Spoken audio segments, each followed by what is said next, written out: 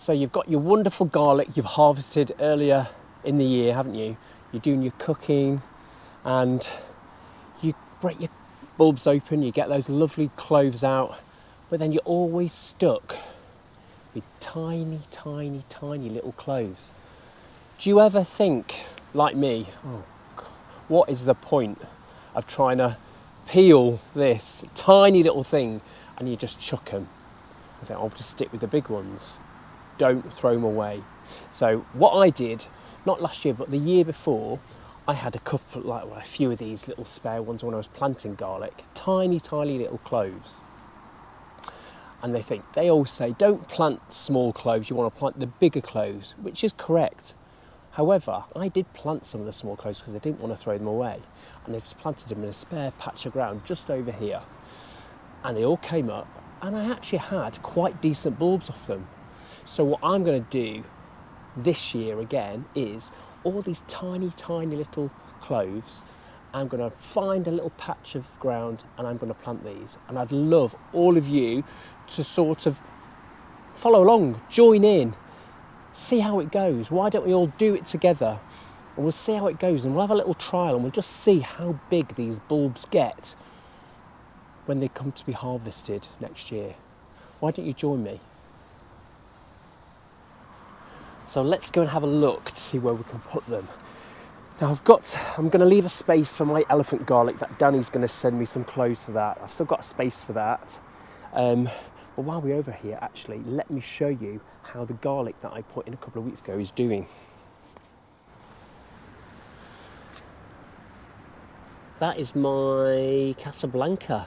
And look, every one of them has come up. This is my own save seed. So I'm happy with that, really good. And this is the Russian giant that Gemma sent me. And I think they're going to live up to their name, looking at the size of these already.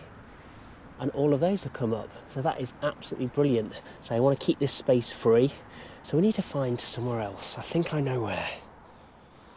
So you want to find somewhere, like a spare piece of ground, anywhere you think that's not going to really disturb anything for the coming months ahead. But yeah, just anywhere. And I'm not going to be able to net it. So this is going to be a bit of an experiment. When I've not netted my garlic before, I haven't had a problem with allium leaf miner. I only had a problem with allium leaf miner with my onions and shallots.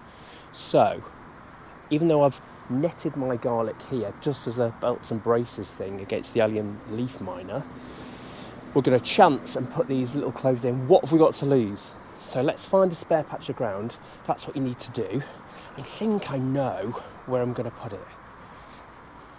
So I think I'm going to pop it in my strawberry beds down the centre. I've got about 16 cloves. So if I put 8 of these small ones down the centre, this just needs a little bit of a hoe over.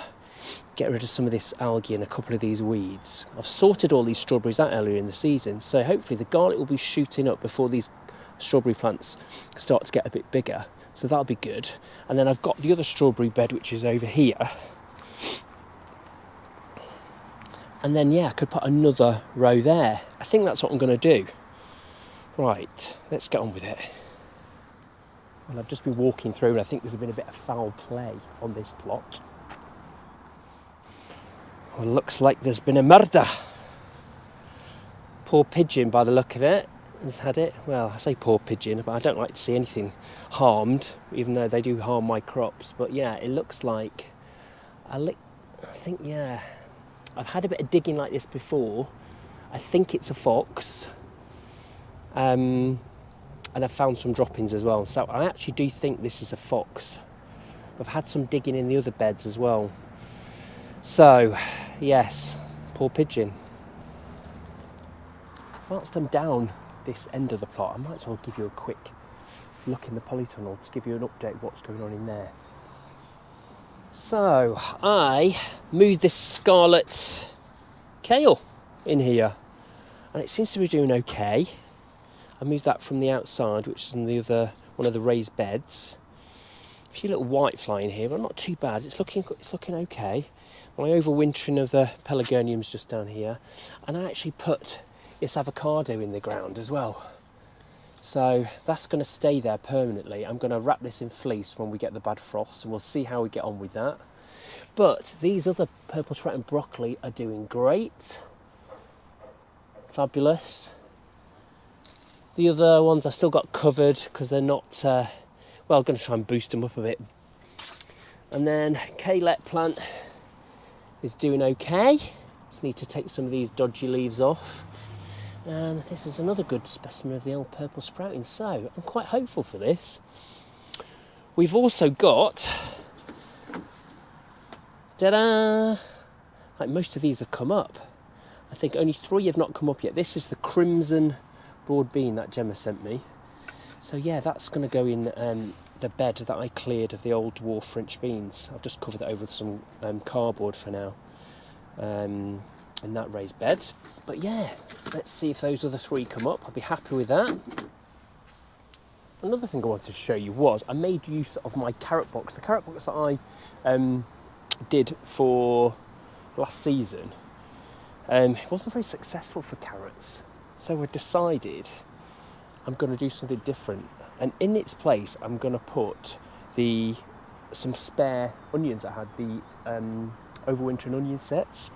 Let me show you exactly what I've done here, and I'll show you where I'm going to put the carrots as well for next season. So this is the old carrot box, and I popped the spare radar onion sets in here.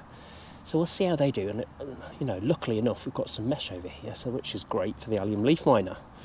And yeah, none of them have come up yet.